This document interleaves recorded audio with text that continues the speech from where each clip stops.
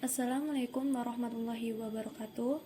Kami dari kelompok 9 akan mempresentasikan dengan tema Konfigurasi Politik Hukum Islam di Era Reformasi 1. Dengan anggota kelompok 1. Grevita Ikniwati dengan NIM 1012000172. Yang kedua, Mahfud Komarudin dengan NIM 1012000191. Yang ketiga, Mahmudah Nur Khofifah dengan NIM 1012000192.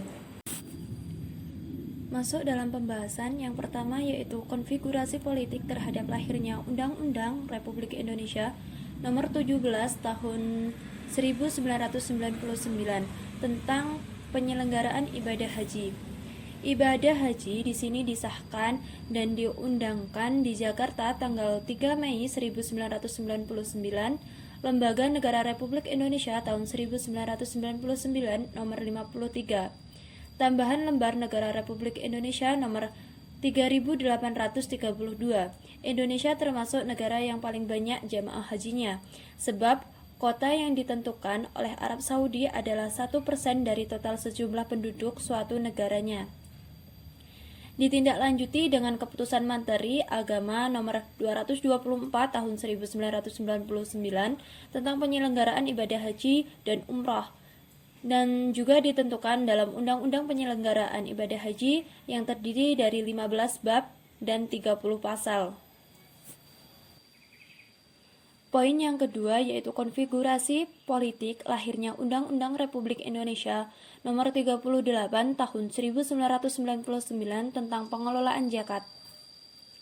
Dalam Undang-Undang Nomor 36 Tahun 1999 tentang pengelolaan zakat disahkan dan diundangkan di Jakarta pada tanggal 23 September 1999.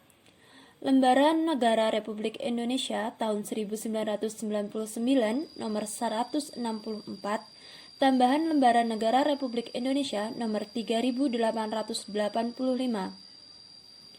Negara menjamin warganya melaksanakan ajaran agamanya, melindungi fakir miskin, dan untuk mewujudkan kesejahteraan masyarakat Indonesia sebagaimana tercantum dalam Pasal 5 ayat 1, Pasal 20 ayat 1, Pasal 29, dan Pasal 34. Undang-Undang 1945, pemerintahan perlu membuat perangkat yuridis yang akan mendukung upaya tersebut.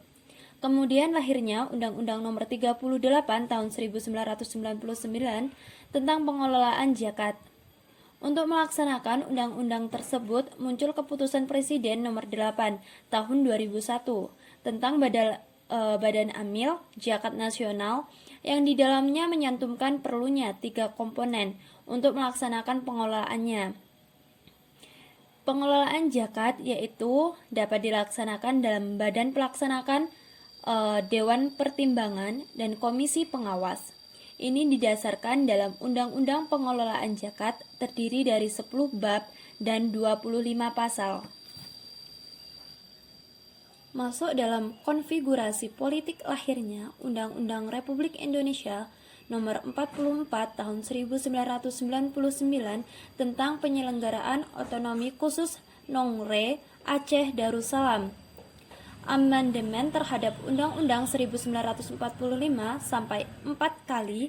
Amandemen ini merupakan peristiwa pertama kali sejak Undang-Undang 1945 disahkan pada tanggal 18 Agustus 1945.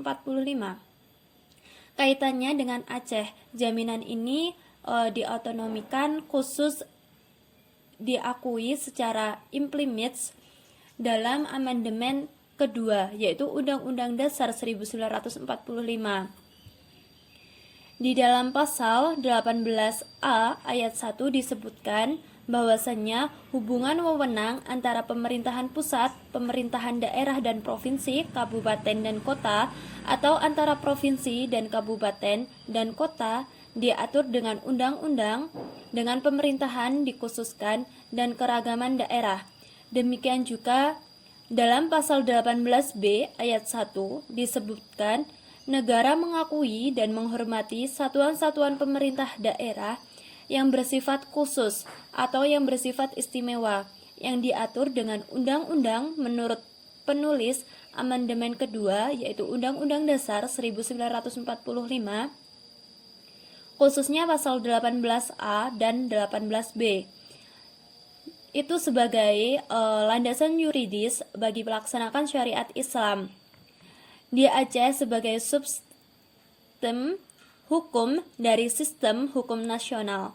Berdasarkan penguatan adanya daerah khusus atau istimewa, dibuatlah Undang-Undang Nomor 44 Tahun 1999 tentang penyelenggaraan keistimewaan Provinsi Daerah Istimewa Aceh, sebagaimana undang-undang tersebut sebagai keistimewaannya.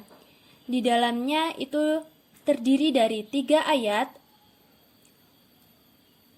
Pasal 2 Undang-Undang Nomor 44 Tahun 1999. Masuk dalam pembahasan terakhir, yaitu konfigurasi politik lahirnya Undang-Undang Republik Indonesia Nomor 16 Tahun 2001 tentang yayasan, di mana yayasan sudah merupakan badan hukum.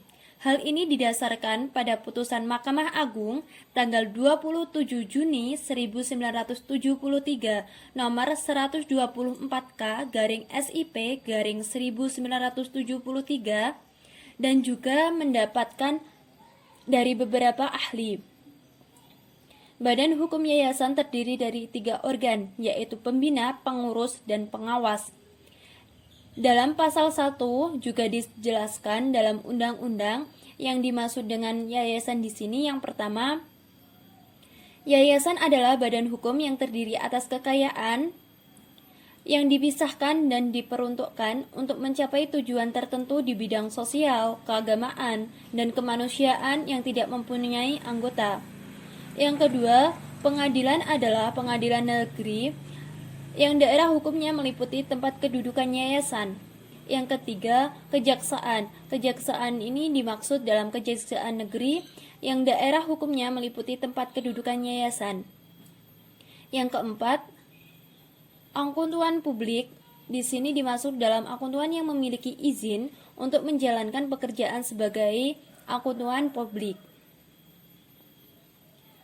Yang kelima yaitu hari adalah hari kerja dalam bidang-bidangnya untuk memenuhi hak suatu yayasan tersebut.